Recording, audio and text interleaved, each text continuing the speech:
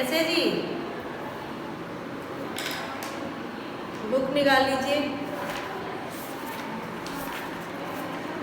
Book निकाल लीजिए। हिंदी व्याकरण पंचपुष्प।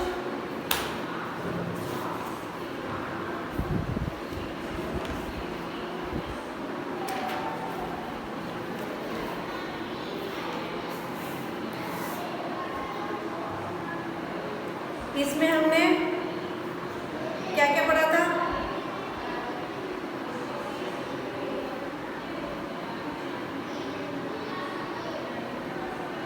भाषा, भाषा के प्रकार, ठीक है। विभिन्न भाषाएं पढ़ी, मातृभाषा, राज्य भाषा, राष्ट्रभाषा, अंतर्राष्ट्रीय भाषा, बोली, ठीक है, और लिपि ये पढ़ी थी। आप आ जाइए, क्या कहते हैं, प्रत्येक भाषा को एक ही तरीके से नहीं लिखा जा सकता, क्योंकि हर भाषा का वर्णों की बनावट एक जैसी नहीं होती। इसमें क्या कहा गया है कि प्रत्येक भाषा को एक ही तरीके से नहीं लिखा जाता, इनके वर्णों की जो बनावट होती है वो अलग अलग होती है। जैसे कि इसलिए अलग अलग भाषा को अलग अलग लिपियों में लिखा जाता है। कुछ लिपियां बाएं से दाएं और लिखी जाती हैं, जैसे हिंदी, संस्कृत, मराठी तथा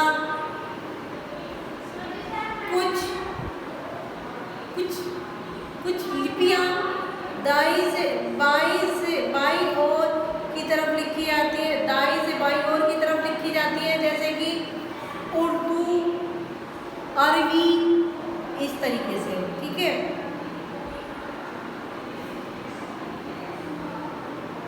आप बताती हूँ मैं आपको भाषा।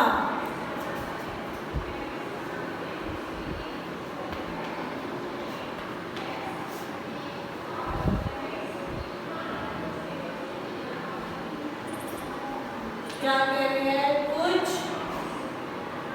मुख्य भाषाएं होती हैं। क्या होती है?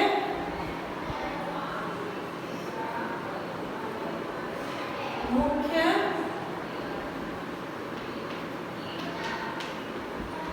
भाषाएं होती हैं, भाषाएं और उनकी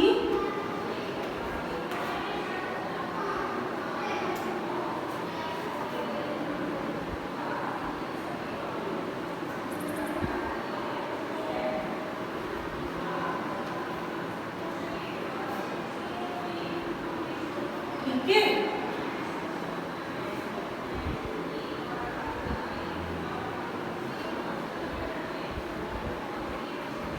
ये हो गई भाषा। लिपि,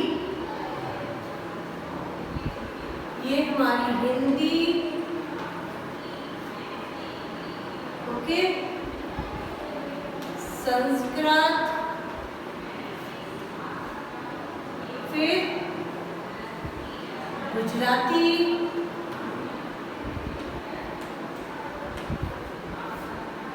आगे अंग्रेजी,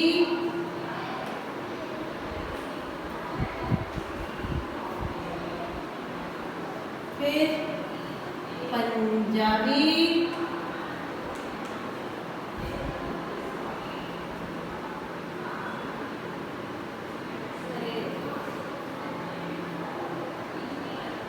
तो हिंदी की क्या होती है, देवनागरी। इसकी क्या होती है, देवनागरी।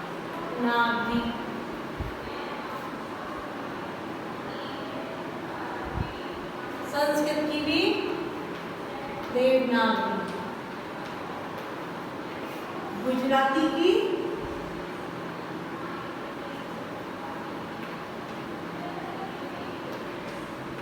नागरी। ओके, अंग्रेजी की होती है रोमन। अब पंजाबी की गुरमुखी।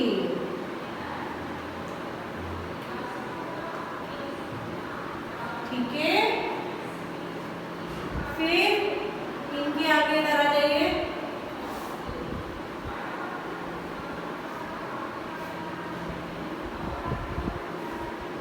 बंगाल,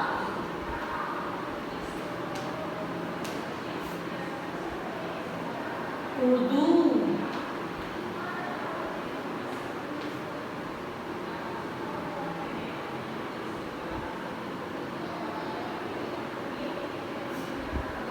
तमिल।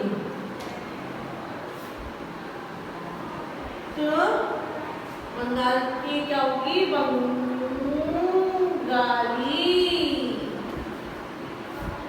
उर्दू की होगी फारसी।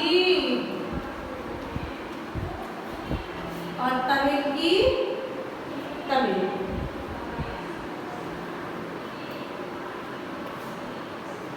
ठीक है, ये क्या हो गई? भाषा।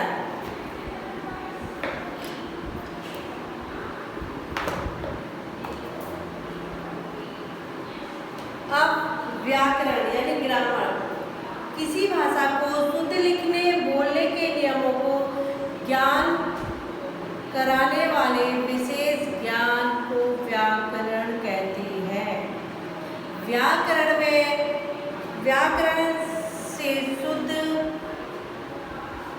व्याकरण से हम शुद्ध भाषा लिखना और बोलना सीखते हैं।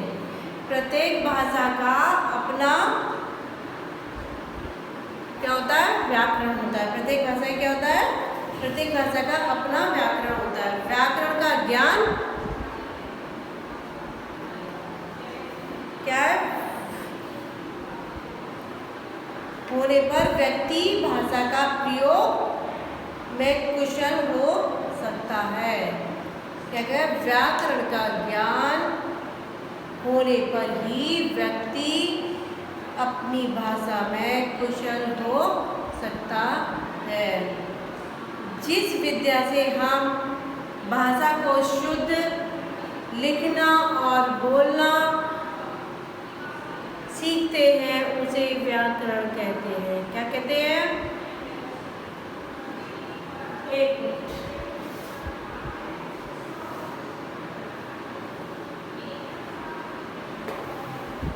जिस विद्या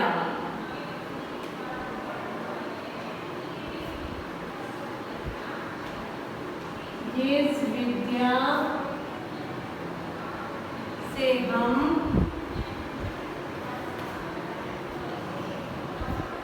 शुद्ध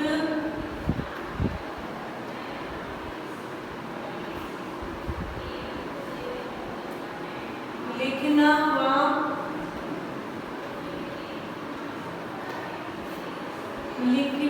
व पढ़ना, लिखना व बोलना सीखते हैं।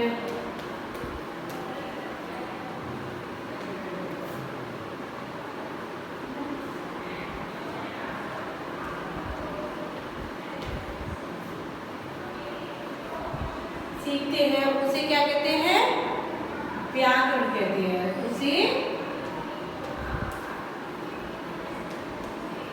व्याकरण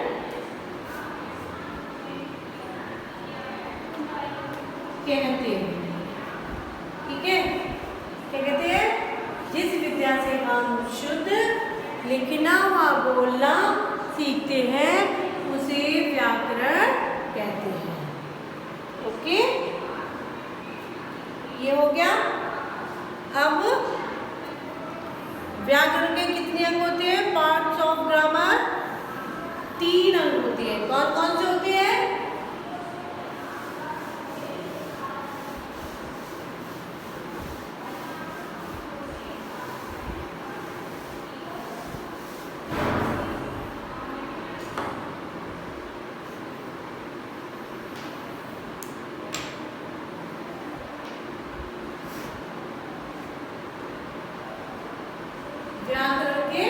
अंग।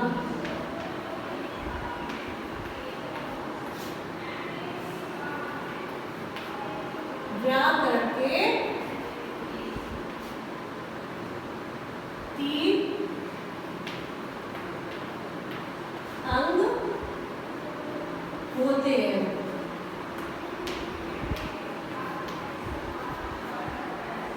कौन कौन से होते हैं? फर्स्ट नंबर वर्ण विचार, ठीक है। सेकंड शब्द विचार,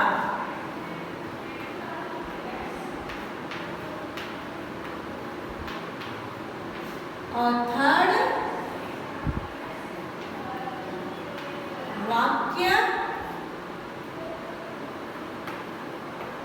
वाक्य विचार। ओके, क्या हो गया?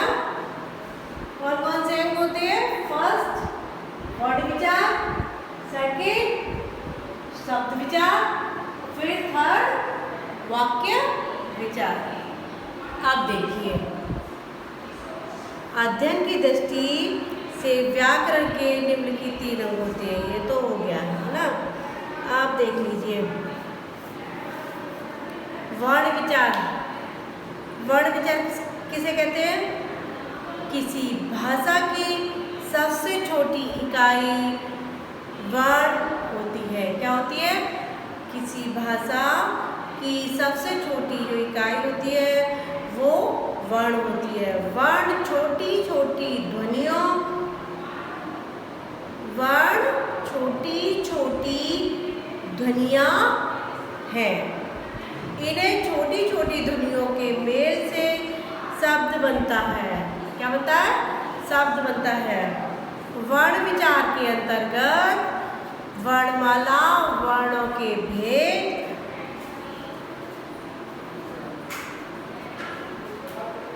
उनके उच्चारण, स्थान, वर्ण विच्छेद आदि का अध्ययन किया जाता है। ठीक है। शब्द विचार क्या होता है? वर्ण के मेल से शब्द का निर्माण होता है। क्या होता है? वर्णों के मेल से शब्दों का निर्माण होता है। शब्द विचार के अंतर्गत उत्पत्ति, रचना, व्याकरण व अर्थ के आधार पर शब्दों का अध्ययन किया जाता है। उत्पत्ति के आधार पर क्या होता है? उत्पत्ति के आधार पर तत्सम, तद्भव, देशज और विदेशी शब्द होते हैं। रचना के आधार पर रूढ़, यौगिक तथा योग रूढ़ शब्द होते हैं। और व्याकरणिक आधार पर विकारी तथा अविकारी शब्द होते हैं। अर्थ के आधार पर कार्यों को अर्थ के आधार पर एकार्थी शब्द, अनेकार्थी शब्द, समानार्थी शब्द तथा विपरीतार्थी शब्द होते हैं। ठीक है। वाक्य विचार क्या कहता है? सार्थक शब्दों के व्यवस्थित क्रम में वाक्यों बनते हैं। जो सार्थक शब्द होते हैं उनको एक व्यवस्थित लाइन में, यानी एक व्यवस्थित क्रम में जो क्रम में होते हैं वाक्य बनते हैं। इसके अंतर्गत हम वाक्यों के अंग और वाक्यों के भेद आदि का अध्ययन करते हैं। क्या करते हैं? अध्ययन करते हैं। ठीक है। तो ये तो आपका हो गया शब्द और ये सब वाक्यों के अंग वगैरह। और आज ही आपको क्या करना है रिजल्ट में? ये वाला लर्न करना है।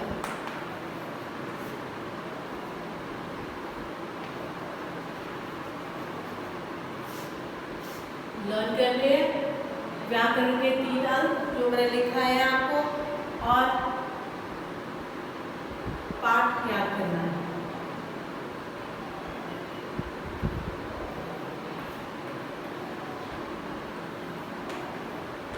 पढ़ना है, ठीक है। क्या करना है, ये आपको पढ़ना है, ठीक है। वो आपको लर्न करना है, ये आपको पूरा चैप्टर 1 पढ़ना है।